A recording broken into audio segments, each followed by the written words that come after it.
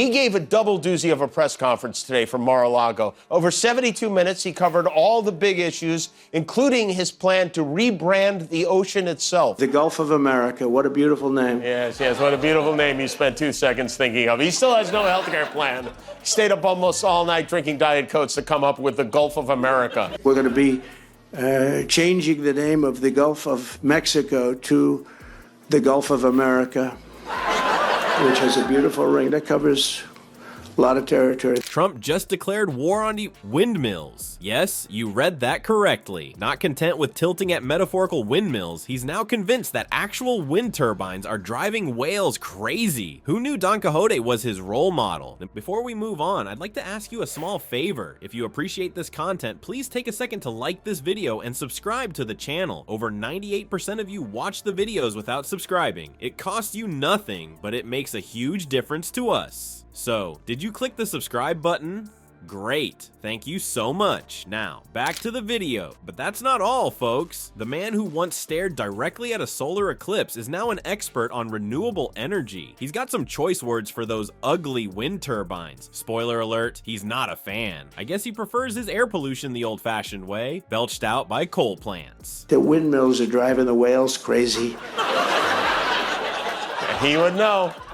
He is stuck on these windmills, which aren't even windmills, by the way. They're wind turbines. The real Gulf of America is the one between those who think Trump belongs in the White House and those who think he belongs in a home, because he hasn't gotten away from any of the old stuff. He played all the hits today. And whales. He wants to kill the sharks and save the whales and get rid of all the windmills. But most of all, he's still very upset about the water pressure at his house. All right, folks, let's talk about the latest episode in Trump's never-ending war against basic plumbing. Yep, you heard that right. Our former president is so bothered by water pressure that he's turned it into a national crisis. Move over, healthcare and climate change. We've got a real emergency on our hands. So picture this, Trump, living in his golden palace at Mar-a-Lago, is having a meltdown over his shower. You'd think a guy with gold-plated everything would have figured out how to get a decent rinse, but nope. During a recent press conference, he went off about how water just goes drip, drip, drip, instead of giving him the power wash he apparently needs. But wait, it gets better. Trump's not content with just complaining about his own plumbing woes. Oh no, he's taking this show on the road. At his rallies, he's been putting on quite the performance, demonstrating his shower struggles for all to see. It's like a weird, watery version of interpretive dance.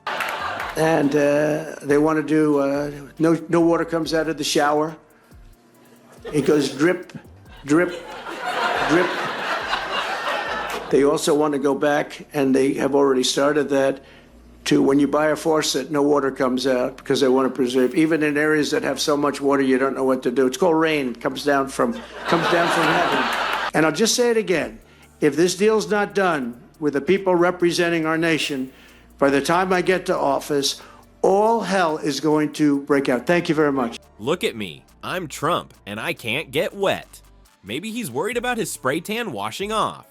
Now you might be thinking, surely there are more important things for a former president to focus on? Well, you'd be wrong. Trump's made it his mission to fight against those pesky water conservation standards. Because who needs to save water when you can have a power shower, right? But here's the kicker. While Trump's battling his dripping faucets, actual communities are dealing with real infrastructure problems. It's like complaining about a hangnail while your neighbor's dealing with a broken arm. But in Trump's world, if it's not affecting him directly, it doesn't matter. Putin, good guy. Canada, he's like Darth Vader. Come to the dark side or else.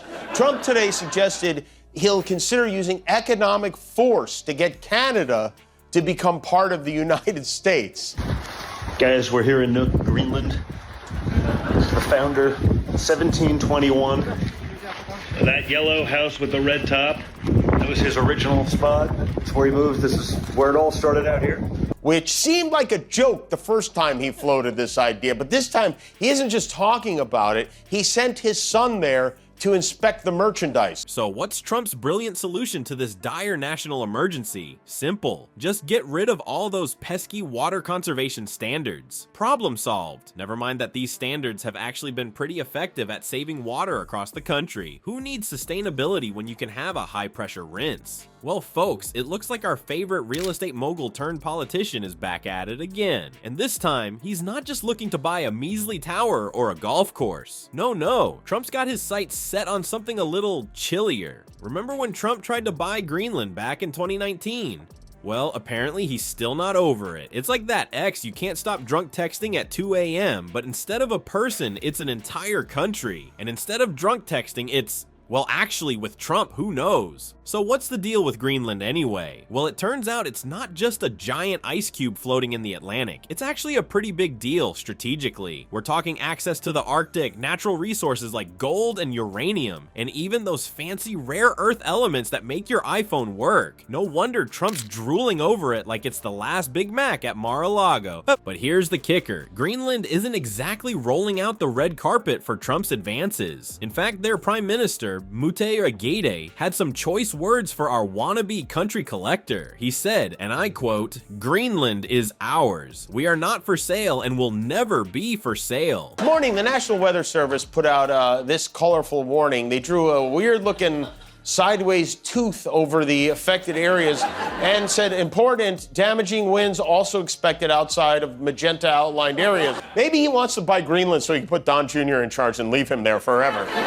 You know what language? I looked up Greenland today since it's going to become part of the country. They speak Greenlandic. 70% of the population speaks Greenlandic. Ouch, that's gotta hurt, especially for a guy who's used to slapping his name on everything he touches. And it's not just Greenland giving Trump the cold shoulder. Denmark, who apparently didn't get the memo that countries are now up for grabs on eBay, is pretty ticked off too. Their prime minister called the whole idea absurd. I mean, come on, Trump, the time for buying and selling countries went out with powdered wigs and wooden teeth. But our Donnie isn't one to take no for an answer. He's so serious about this Greenland obsession that he's even picked out a special ambassador to Denmark. And get this, he said it's for purposes of national security and freedom throughout the world. Because nothing says freedom like trying to buy an entire country and its people, right? Now, some nerdy experts are saying this isn't just Trump being Trump. Apparently the US has had its eye on Greenland for a while. Back in 1946, we tried to buy it for $100 million in gold. That's right, we tried to Scrooge McDuck our way into owning Greenland. And now, with China and Russia getting frisky in the Arctic, Trump thinks it's time to dust off that old playbook.